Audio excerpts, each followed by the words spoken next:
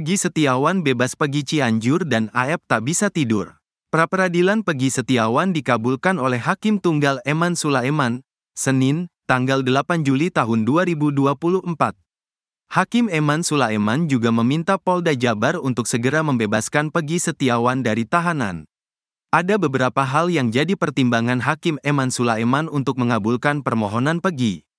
Hakim Eman menemukan bukti bahwa tidak ada surat yang dilayangkan oleh Polda Jabar kepada Peggy Setiawan. Termohon hanya datang ke rumah orang tua pemohon tanpa membawa surat panggilan untuk disampaikan, kata dia. Eman Sulaiman pun mengaku tidak sependapat dengan ahli yang dihadirkan Polda Jabar. Tidak sependapat dengan dalil-dalil termohon bahwa tidak perlu ada pemanggilan. Tidak sependapat dengan dalil dari termohon dan ahli dari termohon, soal tidak perlu ada pemeriksaan, bebernya. Sehingga Hakim Eman Sulaiman menilai bahwa penetapan Peggy Setiawan sebagai tersangka dinyatakan tidak sah dan harus dibatalkan secara hukum.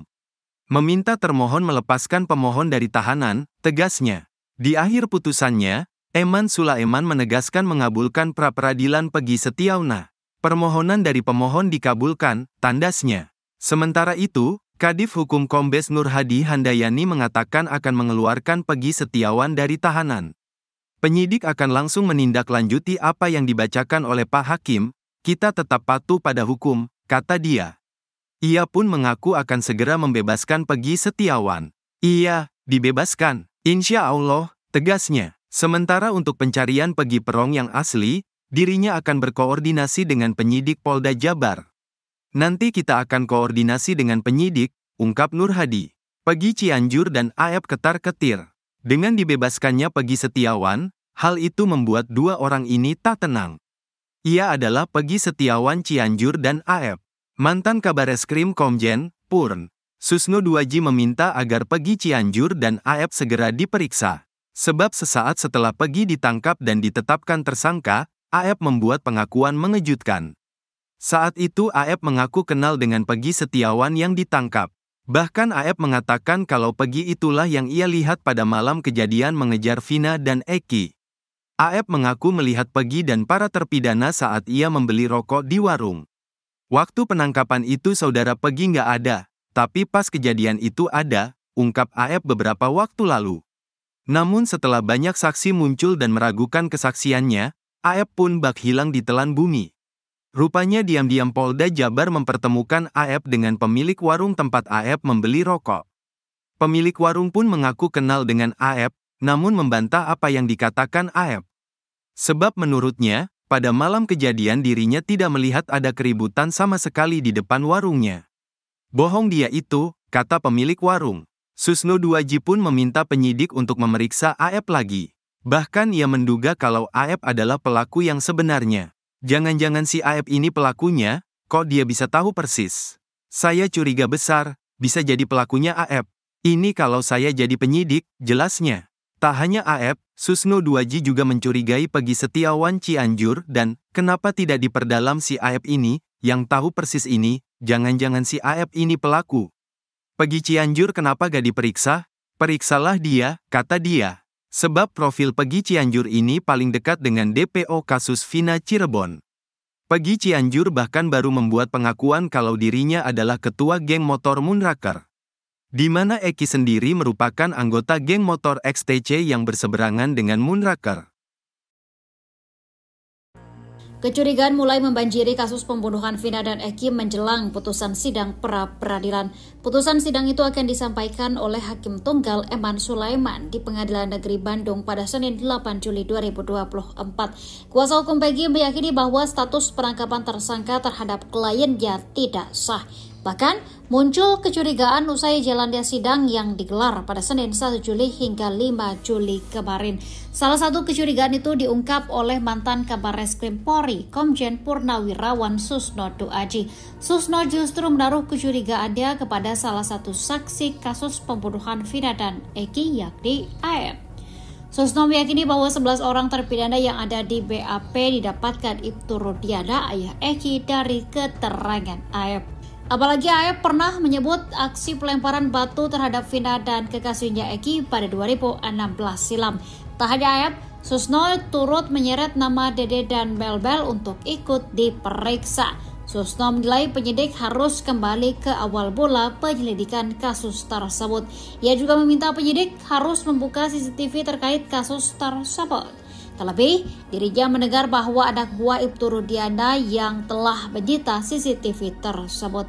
Susno juga meminta Peggy Setiawan asal Cianjur juga ikut diperiksa agar kasus tersebut terang benderang.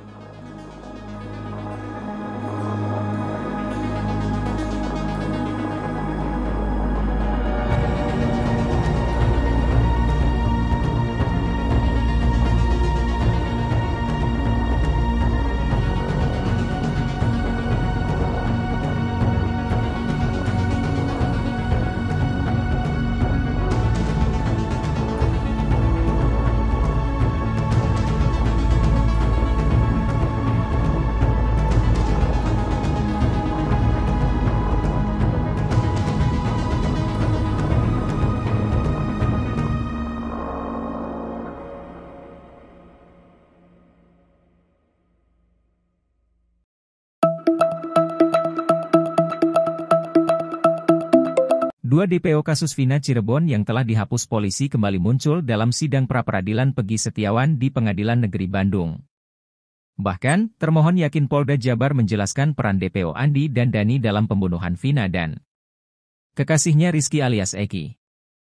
Mantan Kabareskrim Komjen Pol, Purnawirawan, Susno Duaji pun bereaksi mengenai kemunculan dua DPO itu di sidang pra-peradilan. Menurut Susno, hal tersebut menunjukkan Polda Jabar tidak konsisten, apalagi dua DPO itu telah dinyatakan fiktif. Padahal, lanjut Susno, dasar untuk menangkap Peggy berasal dari putusan pengadilan. Susno menilai hal tersebut membuat hukum seolah mainan. Padahal putusan PN Cirebon pada 26 Mei 2017 lalu dikatakan bahwa Eki dibawa dengan cari diapit oleh DPO Dani dan Andi ke flyover. Mereka pun membawa Eki dengan mengendarai sepeda motor milik Eki, namun setelah itu Polda Jabar menyatakan bahwa dua DPO fiktif.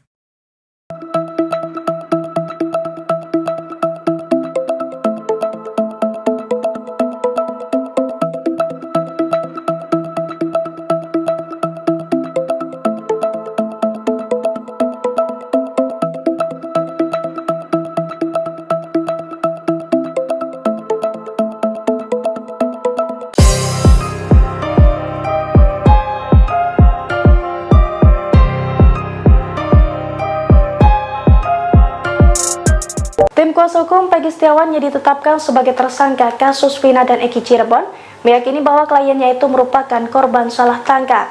Jika dugaan tersebut terbukti di sidang pra-peradilan, Peggy Setiawan berhak mendapatkan ganti rugi dari Polda Jabar, bahkan nominalnya bisa mencapai ratusan juta. Dilansir dari Tribun Jakarta pada Selasa 2 Juli 2024, Peggy Setiawan tengah menggugat di sidang pra-peradilan. Dalam sidang tersebut, tim kuasa hukum Peggy dan Polda Jabar beradu bukti. Jika Peggy terbukti menjadi korban salah tangkap, Polda Jabar bertanggung jawab untuk memberikan ganti rugi kepada pria yang bekerja sebagai kuli tersebut. Ganti rugi secara materi itu tertuang jelas dalam Pasal 95 Undang-Undang Nomor 8 Tahun 1981 tentang Hukum Acara Pidana atau KUHP. Dijelaskan dalam pasal tersebut, tersangka atau ahli waris dalam hal ini keluarga bisa mengajukan tuntutan atas salah tangkap sesuai dengan putusan dari pengadilan yang menangani perkara. Terkait nominal ganti rugi untuk korban salah tangkap itu pun tertuang dalam PP Nomor 92 Tahun 2015 tentang KUHP. Pada ayat 1 dijelaskan korban salah tangkap dalam sebuah perkara bisa bebas dan menerima ganti rugi uang sebesar 500.000 hingga 100 juta. Lalu pada ayat 2 disebutkan bahwa ganti rugi untuk korban salah tangkap yang mengalami luka berat atau cacat bisa menerima ganti rugi 25 juta hingga 300 juta. Kemudian korban salah tangkap yang berakhir tewas berhak mendapatkan ganti rugi minimal 50 juta dan paling besar 600 juta.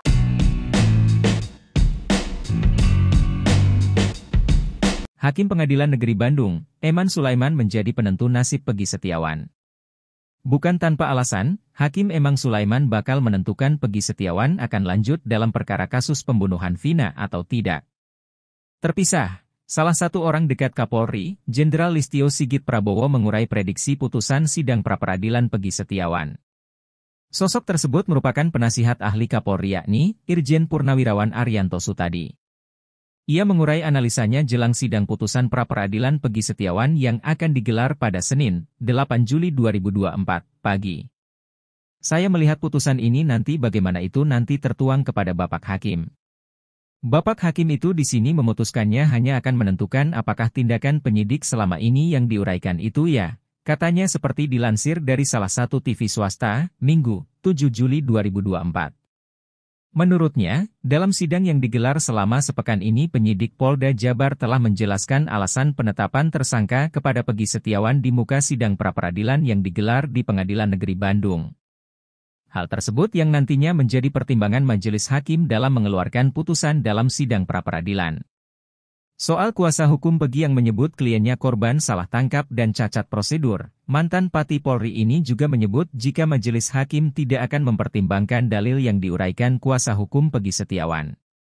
Namun, hakim hanya akan menilai penetapan tersangka Peggy Setiawan oleh Polda Jabar apakah sesuai prosedur atau tidak.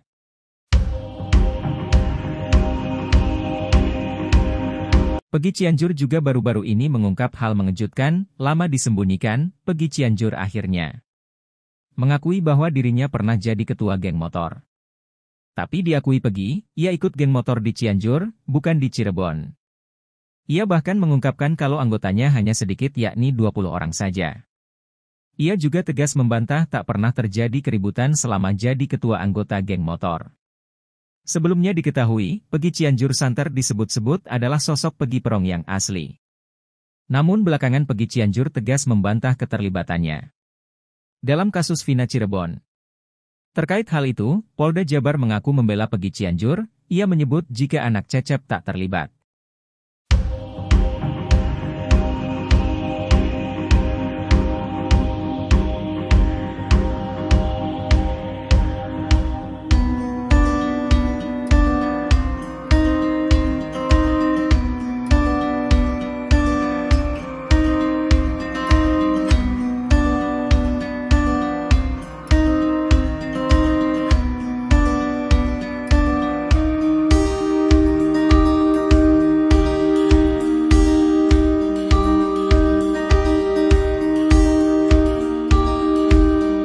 Peggy Setiawan Cianjur mengungkap sebuah pengakuan mengejutkan terkait geng motor Moon Raker.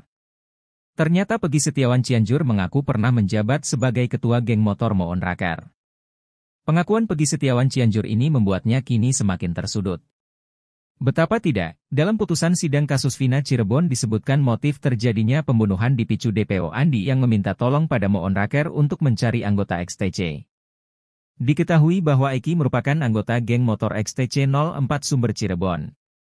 Pernah dipacet, kata Peggy Setiawan Cianjur pada Deddy Mulyadi yang videonya diunggah di kanal YouTube Kang Deddy Mulyadi Channel, Sabtu, 6 Juli 2024. Peggy Setiawan Cianjur sebelumnya mengaku resmi menjadi anggota geng motor Moon Raker pada tahun 2017. 1 tahun setelah Eki dan Vina tewas di Jembatan Talun Cirebon pada Sabtu 27 Agustus 2016.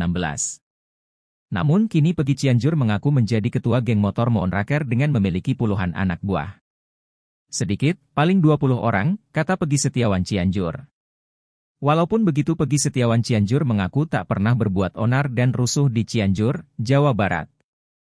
Gak pernah rusuh, gak pernah, katanya. Selama menjadi ketua Moon Raker, Peggy Setiawan Cianjur mengaku belum pernah menginjakkan kaki di Cirebon. Peggy Setiawan Cianjur bahkan memberi reaksi berbeda ketika ditanya soal jejaknya di Cirebon. Amit, belum pernah, kata Peggy. Anehnya meski menduduki pucuk pimpinan geng motor Moon Raker namun Peggy Cianjur justru berkukuh tak memiliki motor. Dia mengaku sering meminjam motor adiknya, Fauzi dan temannya, Desta.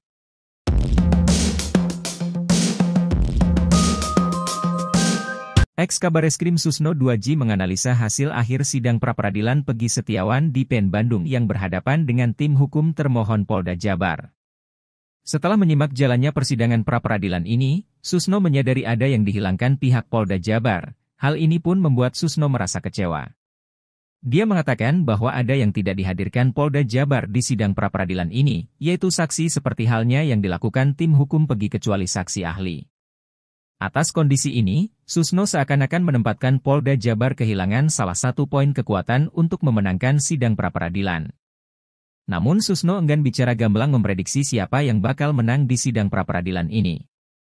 Apalagi, kata dia, Hakim Eman Sulaiman sudah menyatakan akan memberikan keputusan yang terbaik. Dia juga tidak memihak kepada siapapun dalam persidangan pra-peradilan ini.